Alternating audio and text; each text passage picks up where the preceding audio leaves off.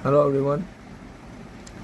Supreme court of India में एक lawyer ने सीजीआई की तरफ जूता निकालने का इशारा करते हुए ये कहा कि सनातन का अपमान नहीं सहेंगे।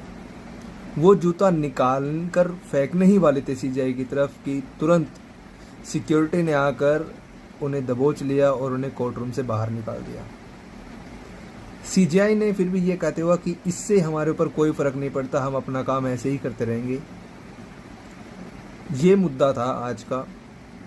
और सुप्रीम कोर्ट में जो ये हुआ, एक वकील की तरफ से ये ये एक्ट शर्मनाक है।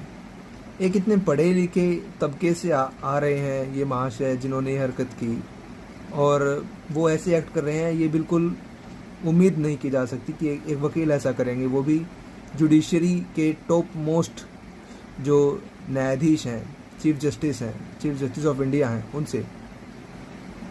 देखिए, मुझे ऐसा लगता है कि उन्होंने जो स्टेटमेंट दिया वो एक जुडिशियल ऑर्डर के तहत उन्होंने ये प्रोनाउंस किया था कि go and ask your deity, उन्हीं से, विष्णु भगवान से ही कोई हेल्प मांगिए। हालांकि वो अलग बात है कि सुप्रीम कोर्ट को इसमें इंटरफेयर करना चाहिए था कि अगर सुप्रीम कोर्ट ऑफ इंडिया ने मस्जिद के केस में अगर इंटरफेयर किया है, डायरेक्शन इशू की है, तो मंदिर के केस में भी करनी चाहिए थी।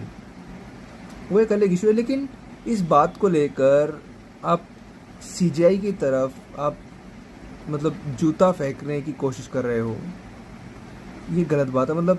सीजीआई की तरफ जूता फेंकना ये है कि कॉन्स्टिट्यूशन के प्रोटेक्टर की तरफ जूता फेंकना। दूसरा, सुप्रीम कोर्ट ने जो कह दिया वो लॉ बन जाता है। लॉ की तरफ जूता फेंकना, न्याय की तरफ जूता फेंकना, ये बहुत ही शर्मनाक एक्ट है। ऐसा नहीं होना चाहिए था। तो चलो, वो तो अभी तक तो इस बारे में कोई इन्फॉर्मेशन नहीं है कि उन लॉयर के खिलाफ कोई एक्शन हुआ है या नहीं हुआ है, बट मेरे ख्याल से उनको ये समझाना चाहिए, बार को ये समझाना चाहिए कि ऐसा एक्ट नहीं करना चाहिए, क्योंकि बार और बेंच का रिलेशन एक बहुत ही दोनों एक दूसरे के पूरक हैं। बार के बिना बेंच भी अपना काम नहीं कर सकती और बेंच के बिना बार भी अपना काम नहीं कर सकती। तो ये दोनों एक दूसरे के पूरक है, दोनों को तालमेल मिलाकर काम करना चाहिए। इस इंसिडेंट को लेकर आप लोगों की क्या राय है, इस कमेंट सेक्शन में मुझे बताइए।